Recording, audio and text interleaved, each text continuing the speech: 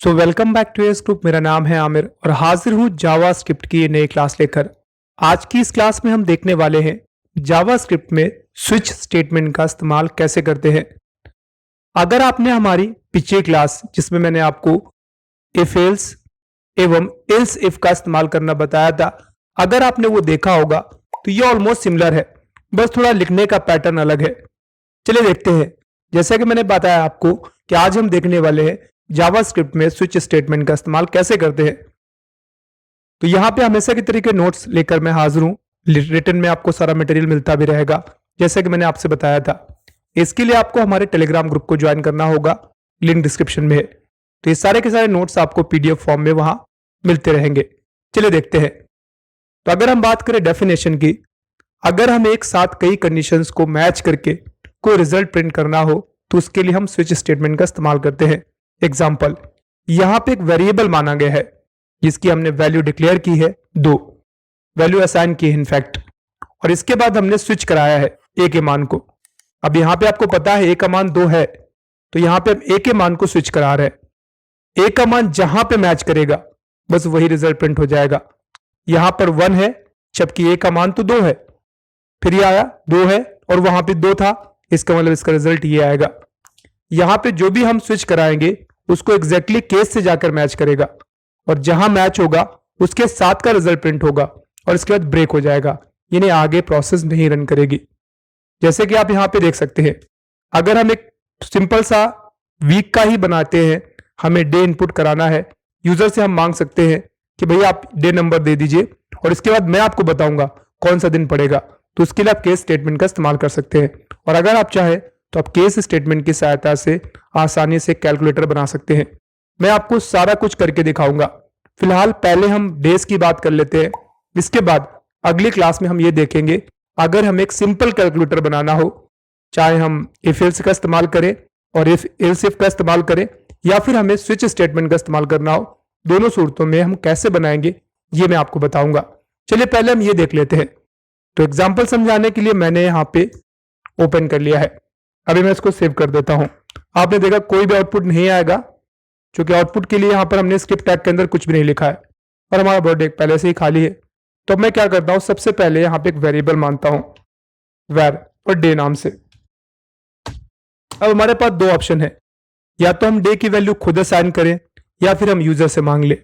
हम दोनों करके देखेंगे। पहले मैं डे का मान असाइन करता हूं, तो यहां से मैं लिख देता हूं डे इज इक्वल टू 4, ये लिख दिया मैंने। अब मैं क्या करूंगा, मैं डे को स्विच कराऊंगा। तो मैं सबसे पहले यहां से लिखूंगा स्विच, ब्रैकेट के अंदर आपको जिसको स्विच कराना है उसको लिखना है, मुझे डे को कराना है तो मैं यहां पे डे लिखूंगा। और इसके बाद आपको क्या करना है, आपको यहां से ध्यान रखिए थोड़ा स्पेस देना है पहले तो, और इसके बाद आपको यहां से इंटर कर देना है। इंटर करने के बाद आपको कर्ली ब्रैकेट स्टार्ट करना है और ये कर्ली ब्रैकेट आपका सबसे लास्ट में बंद होगा। अब यहां से बस केस करके आप लिखते जाइए। तो मैं यहां से लिखूंगा केस, स्पेस दूंगा और मुझे क्या केस में कराना है, डे। तो मैं यहां से पहले 1 लिखूंगा, क्योंकि डे का कुछ मान होगा वही एग्जैक्टली मैच करेगा, तो मैं 1 लिखता हूं और इसके बाद मैं अपना स्टेटमेंट लिखूंगा। चाहे तो स्टेटमेंट हम इंटर करके लिख सकते हैं। तो मैंने लिखा डॉक्यूमेंट डॉट राइट और मैंने मान लीजिए अपना डे स्टार्ट किया है मंडे से, तो मैंने कहा दिस इज मंडे, ठीक है, और यहां से मैंने क्लोज किया। इसके बाद आपको क्या करना है, आपको ब्रेक लगाना है, जहां से रिजल्ट मैच करेगा वहीं से ब्रेक हो जाएगा। इसके बाद मैं क्या करूंगा, मैं जस्ट इसको कॉपी कर लूंगा कंट्रोल सी और मैं नीचे आऊंगा और यहां से इसको पेस्ट करूंगा कंट्रोल वी। फिर से मैं एंटर प्रेस करता हूं और फिर कंट्रोल वी, फिर से एंटर प्रेस करूंगा और कंट्रोल वी। मैं पूरे सप्ताह का बना लेता हूं। अब हम थोड़ा चेंजेस करते जाएंगे। हम पहले वाले पे 1 कर चुके हैं तो अगले वाले पे हम 2 करेंगे और यहां से हम मंडे की जगह कर देते हैं ट्यूसडे, ट्यूसडे, ठीक है। फिर मैं नीचे जाऊंगा, यहां से मैं 3 करूंगा और मैं यहां से कर देता हूं वेडनेसडे।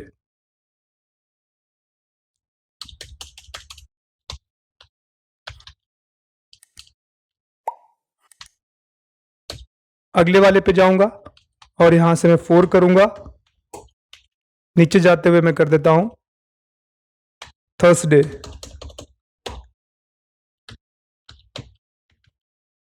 फिर मैं नीचे जाऊंगा, अगले वाले को यहां मैं 5 करूंगा एंड देन मैं नीचे जाते हुए यहां से करता हूं फ्राइडे। फिर से मैं नीचे जाऊंगा, इसको मैं 6 करूंगा और यहां से मैं कर देता हूं सैटरडे।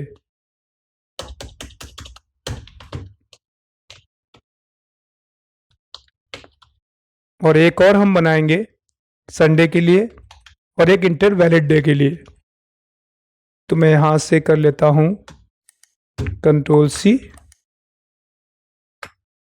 और यहां से मैं कर देता हूं 7।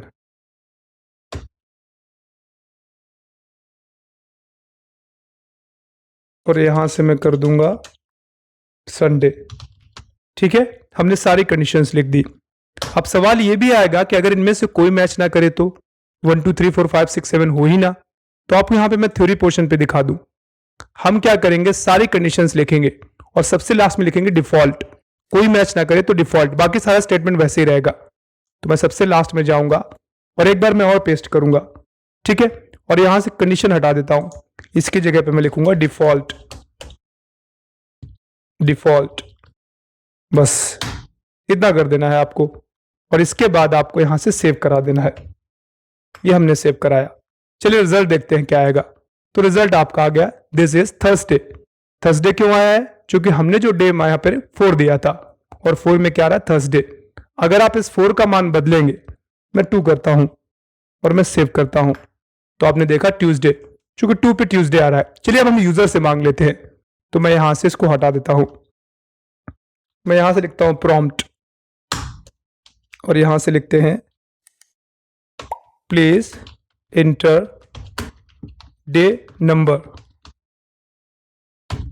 और मैं सेव कराऊंगा। सेव कराते ही यहां पे प्रॉम्प्ट आएगा। अब यूजर यहां पे वैल्यू इंटर करेगा। मैंने 5 दिया, सॉरी गलत जगह पे दिया, मुझे यहां पे देना है 5 और मैंने ओके किया। This is Saturday.